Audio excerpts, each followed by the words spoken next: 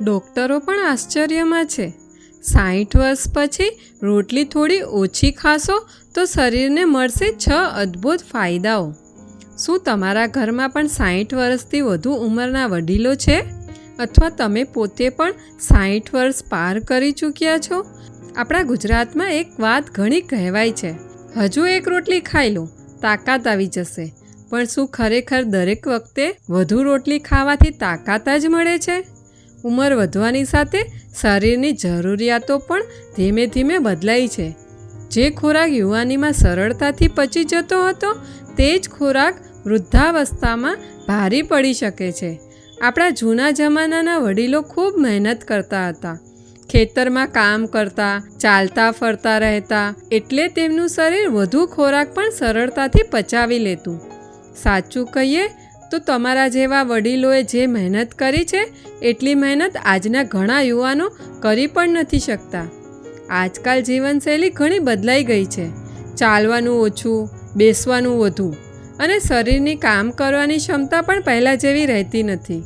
એટલા માટે વૃદ્ધાવસ્થામાં જરૂર કરતાં વધુ રોટલી ખાવાની ટેવ ઘણી સમસ્યાઓનું કારણ બની શકે છે। નમસ્કાર મિત્રો, રાધે રાધે। વિડીયો શરૂ થાય તે પહેલાં આપણી ચેનલ આરોગ્ય સંપદાને સબસ્ક્રાઈબ કરો, અને હા મિત્રો, કમેન્ટમાં જરૂર જણાવજો કે તમે કયા શહેરમાંથી આ વિડીયો જોઈ રહ્યા છો। સાથે જય શ્રી કૃષ્ણ પણ લખજો। આજના વિડીયોમાં આપણે જાણીશું રોટલીની માત્રા થોડી ઓછી રાખવાથી શરીરને મળતા 6 મહત્ત્વના ફાયદા। જો તમે પણ 80 વર્ષની ઉંમરે સ્વસ્થ અને ખુશ રહીને તમારા કામ જાતે કરવા માંગતા હોવ તો આ માહિતી અંત સુધી અવશ્ય વાંચજો। હવે શરૂઆત કરીએ પહેલા ફાયદાથી।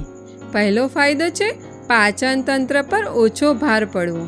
ઉંમર વધવાની સાથે પેટની પાચન શક્તિ ધીમે ધીમે ઓછી થવા લાગે છે। પાચન માટેના એન્ઝાઇમ્સ પણ પહેલાં જેવા સક્રિય રહેતા નથી। જો આવા સમયે એકસાથે 5 થી 6 રોટલી ખાઈ લેવામાં આવે તો પેટને તે પચાવવામાં ઘણી મહેનત કરવી પડે છે। તેના કારણે ખાટી ડકાર, ભારેપણું અને ગેસ જેવી સમસ્યાઓ શરૂ થાય છે। પરંતુ જ્યારે રોટલીની માત્રા મર્યાદિત રાખવામાં આવે અને થાળીમાં દાળ, લીલા શાકભાજી અને સલાડનું પ્રમાણ વધુ રાખવામાં આવે ત્યારે ખોરાક સરળતાથી પચે છે, પેટ હળવું રહે છે અને આખો દિવસ શરીરમાં તાજગી અનુભવાય છે। હવે વાત કરીએ બીજા ફાયદાની। રક્તમાં શર્કરાનું સ્તર નિયંત્રણમાં રહેવામાં મદદ મળે છે। રોટલીમાં કાર્બોહાઈડ્રેટ્સનું પ્રમાણ વધુ હોય છે જે શરીરમાં જઈને ગ્લુકોઝમાં બદલાય છે। જો રોટલી વધુ માત્રામાં ખાવામાં આવે તો બ્લડ શુગર ઝડપથી વધી શકે છે, પરંતુ જ્યારે રોટલી ઓછી રાખીને દાળ, ફાઇબરયુક્ત ખોરાક અને પ્રોટીનનું પ્રમાણ વધુ રાખવામાં આવે ત્યારે બ્લડ શુગર વધુ સંતુલિત રહે છે અને શરીરને તેનો સારો લાભ મળવા લાગે છે। હવે વાત કરીએ ત્રીજા ફાયદાની। વજન સંતુલિત રહે છે અને સાંધાના દુખાવામાં પણ રાહત મળે છે। 60 કે 70 વર્ષ પછી મોટા ભાગનો સમય આરામમાં પસાર થાય છે। જ્યારે શારીરિક પ્રવૃત્તિ ઓછી થઈ જાય અને ખાવાની ટેવ પહેલાં જેવી જ રહે ત્યારે વજન ધીમે ધીમે વધવા લાગે છે।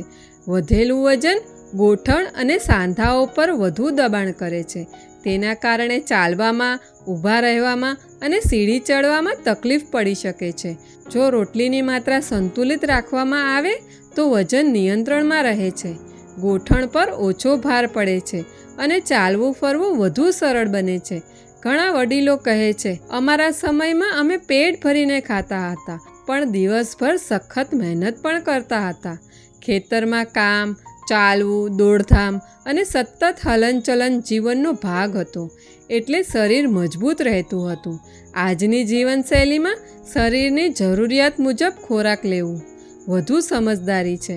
મિત્રો, તમને એક વિનંતી છે, તમને વિડીયો સારો લાગે તો વિડીયોને જરૂરથી લાઈક કરજો અને કમેન્ટ પણ કરજો। તમારા એક લાઈક અને કમેન્ટથી અમને વધારે પ્રોત્સાહન મળે છે કે હજી સારી માહિતીઓ તમારી સમક્ષ પહોંચાડી શકીએ।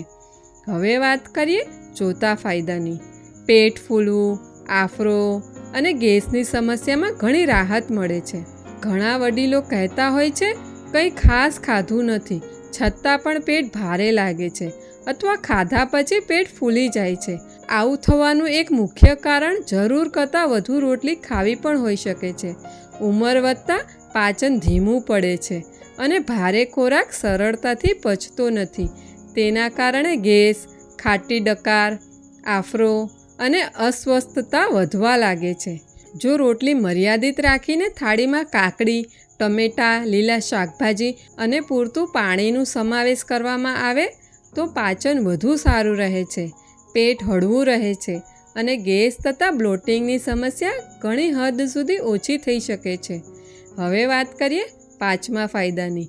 શરીરમાંથી સુસ્તી અને આળસ દૂર થાય છે અને દિવસભર સ્ફૂર્તિ જળવાઈ રહે છે. શું તમે ક્યારેય ધ્યાન આપ્યું છે?